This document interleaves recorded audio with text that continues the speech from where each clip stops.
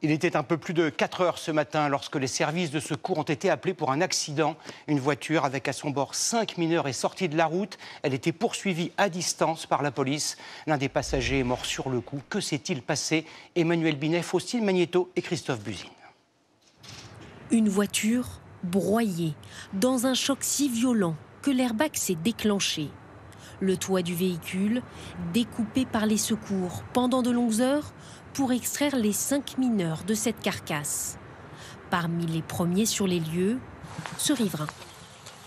Vu l'état de la voiture, elle était vraiment explosée, la voiture. On ne peut même pas la reconnaître. À 8 km de là, vers 4 heures du matin, la voiture enchaîne les tours de rond-point. À son bord, 5 adolescents attirent l'attention d'une patrouille de police avant de prendre la fuite.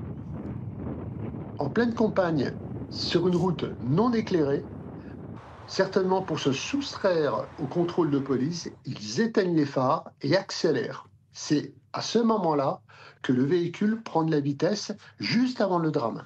Dans ce virage, le conducteur, âgé de seulement 15 ans, perd le contrôle et s'encastre dans un arbre derrière cette glissière de sécurité. Bilan, un mort, un passager de 13 ans.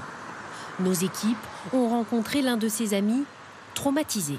Il était gentil, il aimait bien faire du sport. Je le considérerais vraiment comme mon frère. Et du jour au lendemain, d'apprendre qu'il est mort, j'ai pleuré directement. Les 4 autres amis, de 14 et 15 ans, sont quant à eux blessés. Leur pronostic vital n'est pas engagé. Tous étaient scolarisés dans ce collège et bien connus du quartier. Bien élevé, poli, j'ai jamais eu de soucis avec.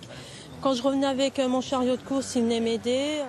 Le père de la jeune victime nous a confié que son fils avait subtilisé ses clés de voiture pendant qu'il dormait.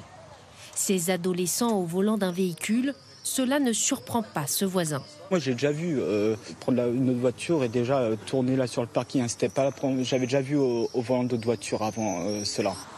Le conducteur avait-il consommé de l'alcool ou des stupéfiants? Les analyses sont toujours en cours. L'enquête devra déterminer les circonstances exactes de cet accident.